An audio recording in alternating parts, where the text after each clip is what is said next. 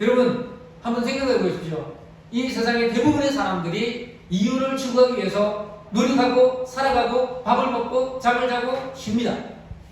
그렇지 않습니까? 여러분 왜 직장에 나가서 또 일터에 나가서 여러분 일을 하십니까? 우리가 가장 조화롭게 살아가야 될 그 포인트는 자연이 아니라 누구예요? 하나님이라는 거예요. 여러분의 삶이 하나님과 조화로운 삶을 살아가고 있느냐? 신앙에는 여기에 포인트를 두어야 되는 거예요. 여러분 질문하겠습니다. 여러분의 삶이 하나님과 조화롭습니까? 대답하셔야 돼요. 내가 솔직하게 이 물음에 대하여 답변을 하셔야 된다는 거예요. 이 답을 미룬 채 안달복달하면서 열심히 산 것 같지만 결국 내게 남는 것이 없다면 다시 생각을 바꾸어서 내가 지금 하나님과 조화롭게 살아가느냐, 그런 신앙인가를 확인하셔야 된다는 거예요. 오늘 이 시간 여러분과 함께 나누고 싶은 것, 믿음의 결단을 하고 싶은 것, 내 삶의 원칙을 정하자는 거예요. 내 삶의 원칙, 그것은 바로 하나님과 주님과 조화로운 삶을 살겠다 결정하는 거예요. 하나님과 조화로운 삶을 살기 위하여 우리는 열매, 아름다운 열매를 맺는, 그리고 풍성한 열매를 맺는 나무가 되어야 된다라고 생각을 합니다. 근데 그렇다면 우리가 어떤 삶을 살아야 되고 어떤 믿음을 가져야 될까? 그 첫 번째, 선을 간절히 구하는 믿음. 오늘 27절에 선을 간절히 구하는 자는 뭐를 얻으리라? 은총을 얻으리라. 이 은총이라는 게 뭐예요? 은혜예요. grace입니다. 영어로 하면 grace.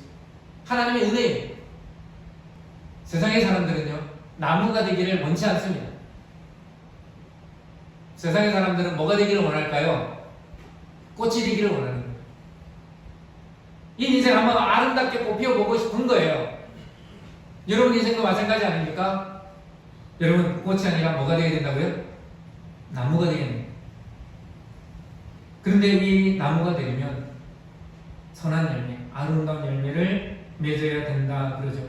여러분 누가복음 13장에 보면 우리가 피담아 들을 비유가 나옵니다.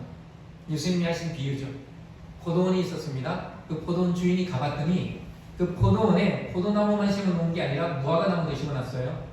근데 이 무화과 나무를 보니까 포도는 열매를 맺어가고 있는데 무화과는 열매가 없어요.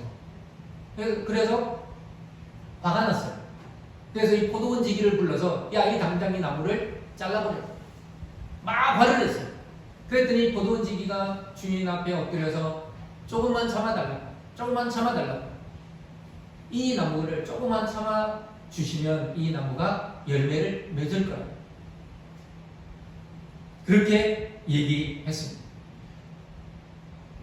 여러분, 나무의 목적은요, 열매를 맺는 겁니다. 열매를 맺지 않는 나무는 그 나무의 존재 의미가 없다라는 거죠. 여러분의 인생이 의미 있는 인생이 되려면 뭐를 맺어야 될까요? 열매를 맺어야 된다는 거예요. 근데 누구나 착한 사람이든 악한 사람이든 믿음의 사람이든 불신의 사람이든 열매를 맺어요. 열매를 맺어요. 근데 그 열매가 뭐냐라는 거죠. 하나님이 기뻐하시는 아름다운 열매냐, 아니면 악이 주름주름 맺히는 열매냐, 이것이 나뉘어진다라는 거예요.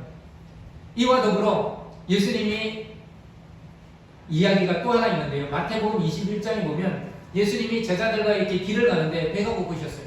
시장했어요. 근데 마치 저 길가에 무화과 나무가 하나 있는 걸 보셨어요. 그래서 그 무화과 나무에 열매를 놓고자 가셨는데 그 무화과 나무에 열매가 있었어요? 없었어요? 없었습니다. 여러분, 누가복음 13장에 나오는 이 무화과 나무의 비유와 마태복음 21장에 나오는 이 무화과의 이야기는요, 아예 다른 겁니다. 무화과라는 나무, 공통점이 있지만 이 이야기는 정반대입니다. 누가복음 13장에는 이 포도원 지기가 내가 열심히 가꾸면, 이 나무를 가꾸면, 애정을 쏟고 관심을 쏟고 사랑을 쏟으면 이 나무는 반드시 뭐한다? 열매를 맺는다라는 거예요. 그러나 마태복음 21장에 나오는 이 무화과 나무는 잎만 무성하다고 그랬어요. 이 이야기의 핵심이 뭘까요? 우리 신앙이 그럴듯하게 보이지만 열매 없으면요, 결국 이 무화과 나무는 저주를 받을 수밖에 없다라는 거예요. 우리는 이걸 기억해야 합니다. 결국 여러분, 그 어떤 착한 행동의 제일 첫 번째는 예수 그리스도를 여러분의 삶에, 저와 여러분의 삶의 주인으로 모셔드리는 거예요.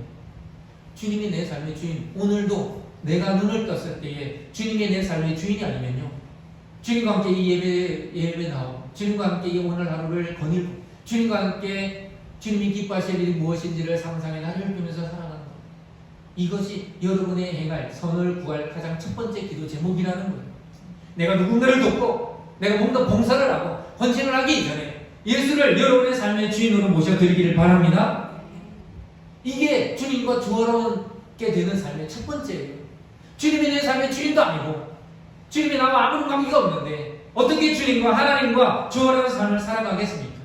여러분, 나무가 아름다운 열매, 풍성한 열매 맺으려면요, 그 뿌리를 깊게 내리고 땅과 조화를 이루어야 됩니다. 여러분, 뿌리가 땅과 떨어져 있으면 물도 못 빨아들이고요, 영양분도 못 빨아들입니다. 우리의 인생, 우리의 삶이 살아나는 것, 예수님과 이 말씀, 하나님의 말씀과 조화롭게 섞여야 돼요. 조화를 이루지 못하면, 여러분 삶에 따로, 하나님의 말씀에 따로라면 우리의 인생은, 우리의 삶은 죽음을 맞이할 수밖에 없다라는 거죠. 뿌리가 흙과 잘 조화되어야 나무가 아름다운 열매를 맺고 풍성한 열매를 맺듯이 우리의 삶이요, 하나님의 말씀과 조화를 이루어야 됩니다. 이런 삶을 추구하라는 거예요. 여러분, 선을 간절히 강구하라는 말은 바로 이와 같습니다. 여러분, 그 어떤 선행 이전에 예수님을 여러분의 삶의 주인으로 모셔드리기 바랍니다.